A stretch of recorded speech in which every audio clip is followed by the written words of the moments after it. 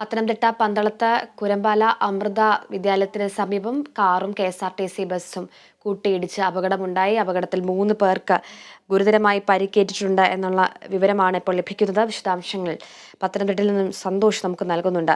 സന്തോഷ്, ഈ ബസ്സും കാറും എപ്പോഴാണ് ഈ കൂട്ടിയിടിച്ച് ഈ അപകടമുണ്ടായത്? 3 പേർക്ക് ഗുരുതരമായി ഈ സംഭവത്തിൽ പരിക്കേറ്റിട്ടുണ്ടെന്ന് പറയുന്ന ഇവരുടെ ആരോഗ്യനില എങ്ങനെയാണ്? വിശദാംശങ്ങൾ.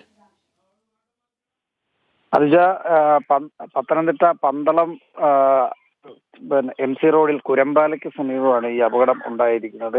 ഈ രാവിലെ 7 മണിയോടുകൂടിയായിരുന്നു ഈ അപകടം ഉണ്ടായത്. കാറിൽ യാത്ര ചെയ്ത 3 പേർക്ക് ഗുരുതരമായി പരിക്കേറ്റിട്ടുണ്ട്. അതിൽ കൂടുതൽ പരിക്കേറ്റവരിൽ 2 പേരിൽ ഒരാൾ മരിച്ചിരിക്കുന്നു എന്നാണ് ഇപ്പോൾ നമുക്കറിയാൻ കഴിയുന്നത്. തിരുവനന്തപുരം സ്വദേശികളായിരുന്നു ഈ കാറിൽ യാത്ര ചെയ്തത്. അവര് തിരുവനന്തപുരം ഭാഗത്തേക്ക് പോവുകയായിരുന്നു. കാറ് തിരുവനന്തപുരം ഭാഗത്തേക്കാണ് ഈ വണ്ടി പോയിരുന്നത്.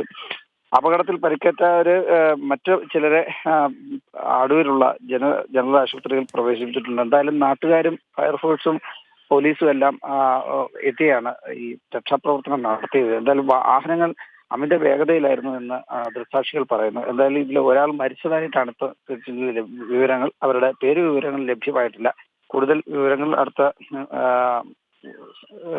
നിമിഷങ്ങളിൽ നമുക്ക് അറിയാൻ കഴിയുള്ളൂ. അതായത് സന്തോഷ്, ഈ കാർ അമിത വേഗതയിലായിരുന്നു എന്നാണ് പറയുന്നതല്ലേ?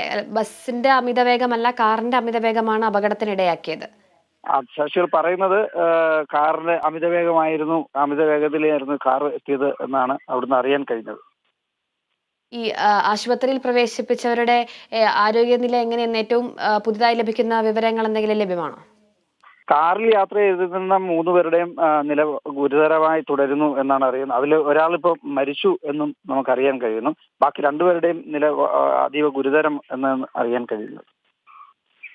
ശരി, വ്യക്തമാണ് സന്തോഷ്. ഇപ്പോൾ വളരെ ദാരുണമായിട്ടുള്ള ഒരു സംഭവം തന്നെയാണ് രാവിലെ ഉണ്ടായിട്ടുള്ളത്. പത്തനംതിട്ട പന്തളത്ത് എം.സി. റോഡിൽ അമൃത വിദ്യാലയത്തിന് സമീപം കാറും കെ.എസ്.ആർ.ടി.സി ബസ്സും കൂട്ടിയിടിച്ച് വലിയ അപകടമുണ്ടായിരിക്കുന്നു. അപകടത്തിൽ 3 പേർക്ക് ഗുരുതര പരിക്കെന്നുള്ള വിവരമായിരുന്നു ആദ്യം പുറത്തു വന്നപ്പോൾ. ഒരാൾ മരണപ്പെട്ടു എന്ന രീതിയിലും മറ്റു 2 പേർക്ക് ഗുരുതരാവസ്ഥയിൽ തന്നെ ആശുപത്രിയിൽ തുടരുകയാണെന്നുള്ള വിവരവും വന്നിട്ടുണ്ട്. വിശദാംശങ്ങൾ നൽകിയത് സന്തോഷാണ്.